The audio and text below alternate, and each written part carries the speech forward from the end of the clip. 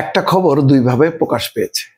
একটাতে বাংলাদেশের যে খবর, শেখ হাসিনা সহ দণ্ডিতদের বক্তব্য প্রচার করলে কঠোর ব্যবস্থা নেবে সরকার। এটা হলো আজকের পত্রিকার রিপোর্ট।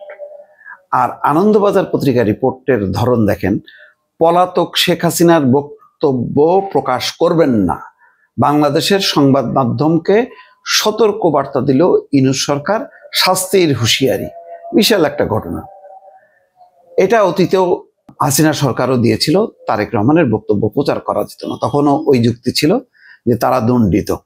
এখনো সেই ওই ধারাটাই বলবৎ আছে। কিন্তু আমার ধারণা যে এগুলি হলো খুবই অনর্থক জিনিস।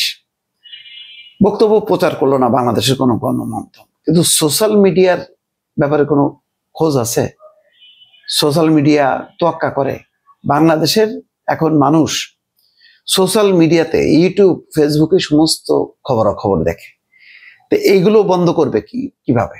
বাংলাদেশের কোনো হয়তো চ্যানেল বা রেজিস্টার্ড যেই গণমাধ্যমগুলো আছে, তাদের কন্টেন্ট সোশ্যাল মিডিয়াতে আসে, তো তারা নাই দিল না। কিন্তু বাংলাদেশে রেজিস্টার্ড কোনো গণমাধ্যম নেই, কিন্তু একেবারে সরাসরি ফেসবুক এবং ইউটিউবে যারা প্রচার করে, তো তারা কি থামবে? এটা কি সম্ভব? এটা সম্ভব না। অসম্ভব জিনিসটাকে, মানে এটাকে এত গুরুত্ব দেওয়ার তো কোনো মানে নেই। কি আসে যায়? শেখ হাসিনা গত 10 মাসে বা 1 বছরে কত কিছুই বললো, কি আসে যায়? এর দ্বারা কি একেবারে তছনছ হয়ে যাচ্ছে? তার দ্বারা কি লক্ষ লক্ষ লোক ঝাঁপায় পড়তেছে? কিচ্ছু না। বরং তার বক্তব্যের পরপর বাংলাদেশের মিডিয়াগুলো বা সোশ্যাল মিডিয়াতে চুলচেরা বিশ্লেষণ হচ্ছে। যেমন তিনি বলছেন যে তিনি কি দ্রুত নির্বাচন চান তত্ত্বাবধায়ক সরকারের অধীনে, ইউনূস সরকারের অধীনে না। তখন সাথে সাথে বলা হয় যে তুমি কি করছিলা, তুমি দিছিলা, তুমি দেওনি।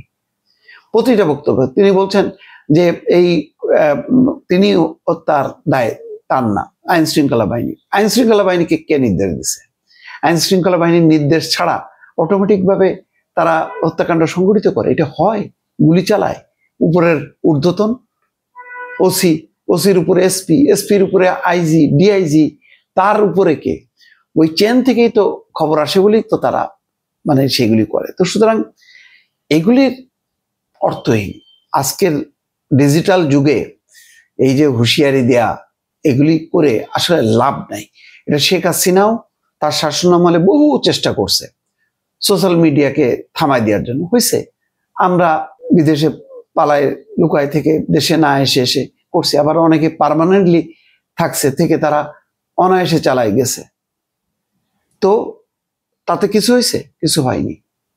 বরং যখন বাস্তবতা তৈরি হয়েছে, তখন শেখ হাসিনা পতন হয়েছে। একটা মিডিয়া প্রচার করলেই হ্যাঁ একটা বিশৃঙ্খলা তৈরি হয়, প্রতিক্রিয়া তৈরি হয়, কিন্তু উল্টায় দিতে পারে না। তো শেখ হাসিনা এখন অনেক বেশি সোশ্যাল মিডিয়াতে নির্ভর করবে।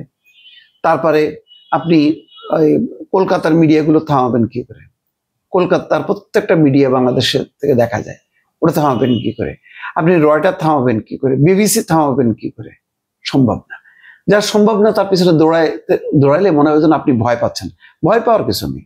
আইন অনুযায়ী আপনি ব্যবস্থা নিয়েছেন, দণ্ডিত ব্যক্তি যেহেতু অন্য দেশে রাজনৈতিক আশ্রয় আছে, সে কথা বলবে, ঠেকানোর চেষ্টা করবেন, যেটা হবে না, বরং আপনি ব্যর্থ বলে প্রমাণিত হবে।